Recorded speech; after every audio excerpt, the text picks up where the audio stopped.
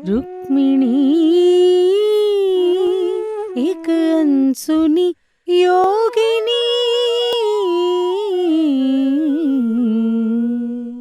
नमस्कार दोस्तों, पीएमसी हिंदी की इस श्रृंखला रुक्मिणी एक अनसुनी योगिनी में आपका बहुत बहुत स्वागत है। हम इसमें चर्चा कर रहे हैं दीना मरियम की किताब Rukmini the turning of time की। और पिछले एपिसोड में हमने जाना कि श्री कृष्ण के समय द्वारका कैसी थी और मालिनी जो 8 साल की बच्ची है द्वारका में रहती है और अपनी माँ से जो रुक्मिणी देवी की कहानियाँ उसने सुनी उसके बारे में जाना। अब मालिनी को रुक्मिणी देवी की कहानियाँ सुनना तो बहुत अच्छा लगता है, पर वो उस पर विश्वास नहीं करती। तो वो फिर अपने भाई से पूछती है कि क्या अम्मा जो भी कहती है रुक्मिणी देवी के बारे में तुम्हें उस पर विश्वास है? ऐसा नहीं लगता कि माँ रुक्मिणी देवी से बहुत प्रभावित है और बढ़ा चढ़ाकर उनके बारे में बताती है? तो उसका भाई अभिषेक कहता है, नहीं, मुझे अम्मा के हर शब्द पर पूरा विश्वास है। रुक्मिणी देवी कोई साधारण स्त्री नहीं है, वो सीता माँ का अगला जन्म है। फ्रेंड्स, इसमें ये दिखाया गया कि उस समय भी कुछ लोग थे जो रुक्मिणी को सीता माँ का अगला जन्म मानते थे, लेकिन कुछ लोग इस बात पे संदेह करते थे। जैसी जिसकी मन स्थिति होती है वैसी ही वो चीज़ों को परसीव करता है। तो फिर मालिनी अपने भाई को कहती है कि क्या तुमने श्री कृष्ण और रुक्मिणी देवी को देखा है? तो उसने कहा, हाँ, मैंने एक बार दूर से देखा था। तो वो भी उन्हें देखने की इच्छा जताती है। मालिनी कहती है कि एक दिन मेरी माँ नृत्य के प्रदर्शन में किसी दूसरे शहर गई हुई थी, तो मेरे भाई ने सुबह मुझे जल्दी जल्दी उठाया, मालिनी उठो, और मेरी बाँह खींचकर मुझे बाहर ले गया, जहाँ मैंने देखा कि एक समुद्री जहाज़ फूलों से लदा हुआ तट की ओर आ रहा है, जिसमें श्री कृष्ण और रुक्मिणी थे। जब श्री कृष्ण ने द्वारका बसाई तो उन्होंने अपने परिवार के लिए एक महल समुद्र के बीचों बीच बनवाया ताकि उनका परिवार शत्रुओं से सुरक्षित रहे। वो कहती है कि हम दोनों बच्चे पेड़ की ओट में छिप गए और वहाँ से हमने देखा कि श्री कृष्ण और रुक्मिणी बहुत खुश थे, आनंद से भरे हुए थे और एक दूसरे पर पानी उछाल रहे थे। तो हमें बहुत हैरानी हुई कि क्या राजा रानी भी हम बच्चों की तरह ही खेलते हैं। फिर वो जहाज़ तट पर आया और वो रथ पर बैठकर मंदिर की ओर चले गए।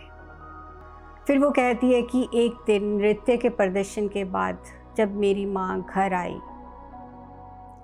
तो वो बहुत उदास थी और मैंने देखा कि अब वो मेरा बहुत ज़्यादा ध्यान रखने लगी है। वो हमेशा मुझसे यही कहती थी कि मालिनी, चाहे कुछ भी हो जाए, मैं तुमसे बहुत प्यार करती हूँ। और फिर एक शाम मैंने देखा कि अभिषेक और माँ किसी गंभीर विषय पर आपस में बातचीत कर रहे हैं। जब मैं उनके पास पहुँची तो दोनों चुप हो गए और अभिषेक उठकर जाने लगा। जाते हुए मैंने देखा उसकी आंखों में आंसू थे। तो मैंने अपनी माँ से पूछा कि क्या हुआ? तो मेरी माँ ने कुछ नहीं कहा और फिर रात हो गई, मैं सो गई। सुबह जब मैं उठी तो मैंने देखा मेरी माँ घर पर नहीं थी। मैंने पिताजी से पूछा, पिताजी, माँ कहाँ है? तो पिताजी ने कहा, तुम्हारी माँ मोहित के संग भाग गई है। मोहित हमारा एक फैमिली फ्रेंड था, बहुत अच्छा नृत्य करता था। मेरी माँ और मोहित के नृत्य बहुत मशहूर थे और मैं जानती थी कि दोनों एक दूसरे को पसंद भी करते हैं, लेकिन मेरी माँ मोहित के लिए मुझे और अभिषेक को छोड़ देगी, ऐसा मैंने नहीं सोचा था। तो इसमें अभिषेक को एक बहुत ही समझदार बच्चा दिखाया गया है। वो मालिनी से कहता है कि मालिनी, तुम अभी बहुत छोटी हो, जब तुम बड़ी होगी तो तुम समझोगी कि माँ की क्या मजबूरी रही होगी। तुम उसे प्लीज़ गलत मत समझना। जब महेंद्र को इस बात का पता चलता है, महेंद्र उनके समुदाय का मुखिया है, तो उसे बहुत गुस्सा आता है और वो मालिनी के पिता को कहता है कि जो नुकसान मेरा दर्शना ने किया है, मालिनी की माँ ने किया है, अब उसकी भरपाई मालिनी करेगी। मैं इसे एक नर्तकी बनाऊंगा, तुम्हें इसकी शादी मेरे साथ करनी होगी। तो मालिनी के पिता कहते हैं कि महेंद्र, तुम्हें शर्म आनी चाहिए, वो अभी बच्ची है, तुमसे बहुत छोटी है। अगर तुम चाहो तो मैं उसकी शादी तुम्हारे बेटे से कर सकता हूँ। लेकिन महेंद्र उसके पिता को धमकी देता है कि अगर तुमने मेरी बात नहीं मानी तो मैं तुम तीनों को इस समुदाय से बाहर कर दूंगा। आखिर उसके पिता महेंद्र के सामने कुछ शर्तें रखते हैं। वो कहते हैं कि मालिनी अभी बहुत छोटी है, पहले वो एक अच्छी नर्तकी बन जाए, और दूसरा उसके नृत्य का जो प्रदर्शन है वो द्वारका के महल में होना चाहिए। जब ये दोनों चीज़ें पूरी होगी तब मैं तुम्हारी शादी मालिनी से कर दूंगा, लेकिन तब तक तुम्हें मालिनी से दूर रहना होगा। तो महेंद्र मान जाता है और इस तरह ये जो शर्तें हैं कुछ समय के लिए मालिनी का सुरक्षा कवच बन जाती हैं। अब मालिनी की ट्रेनिंग होनी शुरू हुई। मालिनी कहती है कि माँ के जाने के दुख को मैंने अपने आप को इतना व्यस्त कर लिया नृत्य सीखने में कि वो जो दुख था मेरे अंदर ही कहीं दब कर रह गया। और फिर एक दिन मालिनी के पिता उसे बुलाते हैं और कहते हैं कि मालिनी, अभिषेक हमारा सगा बेटा नहीं था और वो अपने माँ बाप के पास वापस जा रहा है। तो मालिनी कहती है कि अब मैं पूरी तरह टूट चुकी थी। अभिषेक, जिससे मैं इतना प्यार करती थी, वो भी मेरी दुनिया से दूर जा रहा था। मालिनी कहती है कि माँ के जाने के बाद तो मेरे अंदर उनके प्रति घृणा पैदा हो गई थी, लेकिन अभिषेक के प्रति मेरा प्रेम था या मेरा विश्वास, मुझे लगता था जब भी कभी मैं मुसीबत में होंगी अभिषेक मेरी मदद को ज़रूर आएगा। तो ऐसे ही समय बीतता गया। मालिनी अब 16 वर्ष की हो चुकी है और बहुत ही अच्छी एक नर्तकी बन चुकी है। समुदाय के सभी लड़के उससे दूर रहते हैं क्योंकि वो जानते हैं इसकी शादी महेंद्र से होने वाली है और वो महेंद्र से बहुत डरते हैं। लेकिन एक लड़का है उद्धव, जो उसके साथ ही नृत्य करता है। दोनों एक दूसरे को पसंद करना शुरू कर देते हैं। उस समय के दो बहुत ही मशहूर नृत्य थे जो ये दोनों करते हैं, जिसके स्टेप्स और सीक्वेंस मालिनी की माँ ने ही तैयार किए होते हैं। उसमें से एक नृत्य तो सीता माँ के अपहरण से एक दिन पहले पंचवटी में, जब वो एक रात पहले श्री राम के सामने अपने प्रेम को दर्शाती है, क्योंकि दोनों को ही ये लगने लगा था कि कुछ अनहोनी होने वाली है। तो वो नृत्य। दूसरा जो माँ शक्ति महिषासुर का वध करती है, वो नृत्य है। ये दोनों ही अब मालिनी और उद्धव करते हैं और उसके लिए ये बहुत ही फेमस हैं। तो उद्धव की जान पहचान में वो विदर्भ की एक सीयर है, एक भविष्य देखने वाली है, जो आती है द्वारका में, और उद्धव कहता है मालिनी को कि हम उसे मिलने जाते हैं। जैसे friends untold story of Sita में सोमा थी, जो सीता माँ की कहानियाँ बताती थी जो साधारण लोग नहीं जानते थे, ऐसे ही इसमें ये भविष्य दृष्टा है जो रुक्मिणी देवी की कहानियाँ बताती है। तो जब ये दोनों वहाँ पहुँचते हैं तो वो उन्हें श्री कृष्ण की समयंतक मणि की कहानी और कैसे उनका जामवंती और सत्यभामा से शादी हुई, वो कहानी इन दोनों को सुनाती है। वो कहती है कि श्री कृष्ण रुक्मिणी के पास जाते हैं और कहते हैं कि मेरे पुराने जन्मों के कुछ डिवोटीज़ हैं जिनके साथ मुझे कर्मों के लेन देन को पूरा करना है, तो इसलिए इस जन्म में मैं एक पत्नी व्रत का पालन नहीं कर पाऊंगा, मुझे अनेकों विवाह करने पड़ेंगे। वो इसकी आज्ञा मांगते हैं। तो रुक्मिणी कहती है कि मुझे भी आपसे एक आज्ञा चाहिए। पिछले जन्म में मैंने जो महल की रिस्पॉन्सिबिलिटीज़ को ही अपना कर्तव्य माना, जंगलों में आपके साथ रही, लेकिन इस जन्म में मेरा उद्देश्य कुछ और है। मुझे समाज में विचरना है, आम लोगों के बीच जाना है। आप एक मुझे ये आज्ञा दें कि मैं कहीं भी जाऊं, मुझे कोई रोक टोक नहीं होनी चाहिए और मैं कोई भी फ़ैसला लूं उसमें कोई भी आपका दखल नहीं होना चाहिए। तो श्री कृष्ण ऐसा ही करते हैं। अब हम सब जानते हैं जामवंत की कहानी। जब श्री राम का रावण के साथ युद्ध हुआ तो जामवंत ने बहुत उनकी सहायता की। वो बहुत शक्तिशाली थे, लेकिन उस युद्ध में उनके अंदर बहुत सारी क्रोध की ऊर्जा उत्पन्न हो जाती है और वो प्रण लेते हैं जामवंत कि जब तक मैं ये पूरी क्रोध की ऊर्जा को ख़त्म नहीं करूँगा, मैं इस भूलोक को नहीं त्यागूंगा। श्री राम के शरीर त्यागने के बाद वो गुफाओं में जाकर ध्यान करने लगते हैं। त्रेता युग ख़त्म हो जाता है, द्वापर आ गया, द्वापर भी ख़त्म होने को है। जामवंत वहाँ ध्यान कर रहे हैं। एक दिन वो गुफा में उन्हें किसी बच्ची के रोने की आवाज़ सुनाई देती है। वो बाहर आकर देखते हैं कि एक बच्ची अकेली है। शायद उसके माता पिता को जंगली जानवरों ने खा लिया था या वो उसे वहाँ छोड़कर चले गए थे। तो वो बच्ची को पालते हैं, पोसते हैं, उसका नाम जामवंती रखते हैं। ध्यान के बाद वो उसे राम और सीता की कहानियाँ सुनाते हैं। धीरे धीरे जामवंती बड़ी हो रही है, वो भी ध्यान करने लगती है और ध्यान में एक दिन सीता माँ उसे दर्शन देती हैं। तो इस तरह सीता माँ के प्रति उनका प्रेम, उनकी डिवोशन बढ़ने लगती है। अब इधर श्री कृष्ण का एक मिनिस्टर है उनके खजाने का, जिसका नाम है सतरजीत, जो कि बहुत लालची है, हीरे जवाहरात से बहुत प्रेम है। श्री कृष्ण चाहते हैं कि उसके लालच से उसको छुटकारा दिलाया जाए। श्री कृष्ण ने अपने कार्मिक लेन देन पूरे करने हैं, तो उनका विवाह होना है। तो उसके लिए वो एक समयंतक मणि क्रिएट करती है, जिसमें ये दोनों की आपस की एक लीला है, जिसमें वो श्री कृष्ण चाहते हैं कि इसमें जो उसके अंदर लालच का बीज है सतरजीत के अंदर, वो भी ख़त्म हो जाए।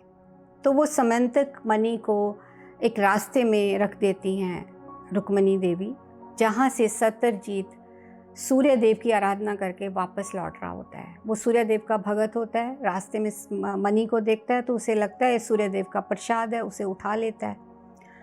उसको परखने के लिए एक ज्वेलर के पास लेके जाता है और जब उसे लगता है कि ये सचमुच में मणि है तो श्री कृष्ण के पास पहुंचता है और उन्हें मणि दिखाता है।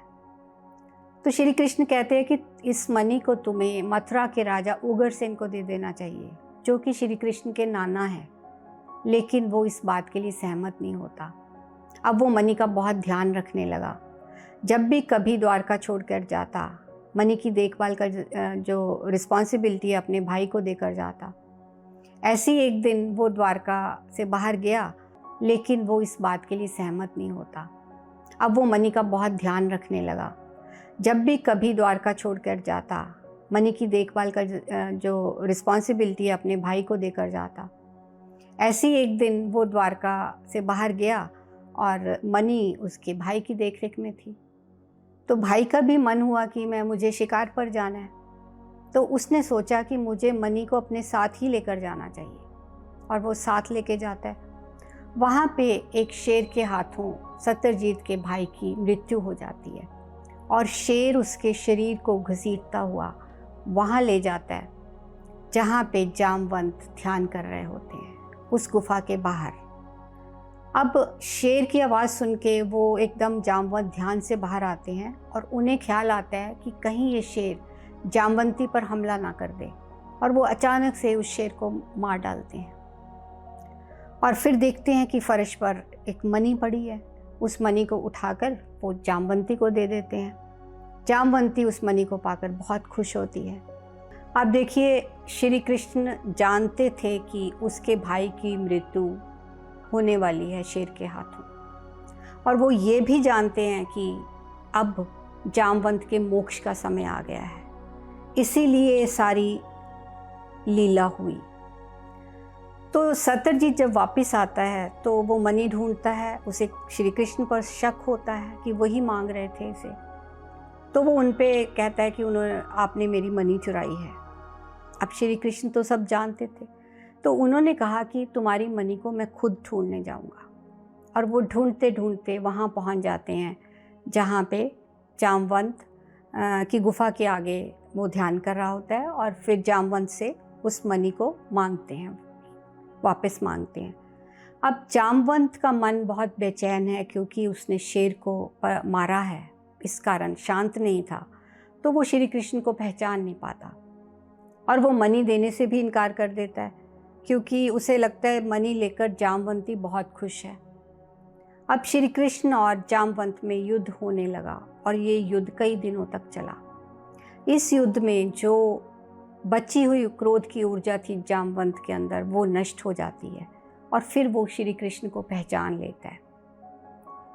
इधर ध्यान में जामवंती को सीता माँ दर्शन देकर कहती है कि तुम्हें इस मणि का मोह जो है वो त्यागना पड़ेगा और तुम वहाँ जाओ जहाँ पे जामवंत और श्री कृष्ण गुफा में है, जहाँ उनका युद्ध चल रहा था।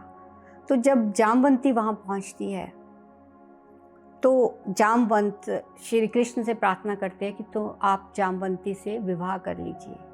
तो इस तरह श्री कृष्ण उसे मोक्ष जामवंत को देते हैं और जो जामवंती है वो श्री कृष्ण की दूसरी पत्नी बनती है। अब वापस सत्यजीत को वो मणि दे देते हैं। मणि लेकर सत्यजीत को बहुत शर्मिंदगी महसूस होती है कि मैंने श्री कृष्ण पर गलत आरोप लगाया। तो वो कहता है कि आप मेरी तीनों बेटियों से शादी कर लीजिए और मेरी सारी जो भी धन दौलत है अपने राज्य में ले लीजिए। सत्यभामा उनकी सबसे बड़ी बेटी होती है। तो फिर रुक्मणी कहती है कि मैं अपने साथ कोई धन दौलत नहीं लेके आई, आप सत्यभामा से शादी कर लीजिए। जो भी धन दौलत राज्य में आएगा उससे हम लोगों के कल्याण में लगा सकते हैं। तो श्री कृष्ण उससे कहते हैं कि तुम खुद ही अनमोल हीरा हो, इसकी कीमत नहीं आंकी जा सकती। तो इस तरह जो सत्यभामा है वो श्री कृष्ण की तीसरी पत्नी बनती है। अब ये जो भविष्य दृष्टा है, ये जो कहानी सुना रही है मालिनी और उद्धव को, ये कहती है कि मैं अपने पूर्व जन्म में सीता माँ के समय जब वो लव कुश को पाल रही थी जंगल में, उनसे मिली थी। क्योंकि हम लोग रथ पर जा रहे थे अपने गुरु से मिलने, तो रास्ते में दो लोगों ने इसके साथ अब्यूज़ किया, बलात्कार किया, क्योंकि उनकी इस लड़की के पिता के साथ दुश्मनी थी। तो जब दोनों माँ बेटी को सीता माँ के पास लाया जाता है तो वो इनकी हीलिंग करती हैं और इस लड़की के चेतन मन से सभी बुरी यादों को मिटा देती है और फिर ये शादी करके उस जीवन में अच्छा जीवन गुजारती है। सीता माँ के दे त्यागने से पहले ये कहती हैं कि मैं सीता माँ से मिलने जाती हूँ और मैं उनसे पूछती हूँ कि उस दिन मेरे साथ क्या हुआ था। तो सीता माँ मुझे कहती हैं कि जैसे हम मनुष्यों के नियम होते हैं वैसे ही ब्रह्मांड के भी नियम होते हैं। मनुष्यों के नियम कभी कभी हमारे साथ इंसाफ नहीं करते, लेकिन यूनिवर्स कभी ऐसा नहीं करता, वो सबके साथ इंसाफ करता है। हमें बस उस पर भरोसा रखना है और कभी भी हमें किसी की सफरिंग का कारण नहीं बनना, क्योंकि अगर हम किसी की सफरिंग का कारण बनते हैं तो हम उन कर्मों को पैदा करते हैं जिनका भुगतान हमें अगले जन्म में करना पड़ेगा। वो कहती हैं कि उनके ये शब्द मेरी आत्मा ने पूरी तरह अब्जॉर्ब कर लिए। मेरे हर बॉडी के जो हर सेल ने उन शब्दों को ग्रहण किया और वो शब्द आगे वाले जीवन में, आगे वाली इनकारनेशंस में भी मेरे साथ रहे। फ्रेंड्स, हम लोग स्पिरिचुअलिटी में फॉरगिवनेस पे बहुत ज़ोर देते हैं कि ये पहली सीढ़ी है। अगर हम अपनी आत्मा की प्रगति करना चाहते हैं तो हमें दूसरों को भी और खुद को भी फॉरगिव करना बहुत ज़रूरी है। तो अगले एपिसोड में हम यही जानेंगे कि किस तरह सीता माँ ने के ये शब्दों ने उस सियर को अगले जन्म में मदद की ताकि वो और कर्म ना बनाए और कर्मों के चक्कर में इस लेन देन उसमें ना फंसे। वो किस तरह उसकी मदद हुई, ये हम अगले एपिसोड में जानेंगे। और किस तरह उद्धव और मालिनी की कहानी को आगे बढ़ाते हुए कैसे इस भविष्य दृष्टा ने उनके भविष्य के बारे में क्या कहा वो भी हम अगले एपिसोड में उसके बारे में बात करेंगे। सो तब तक के लिए आप सभी का बहुत बहुत शुक्रिया, बहुत बहुत आभार। Thank you so much. Rukmini एक अनसुनी योगिनी।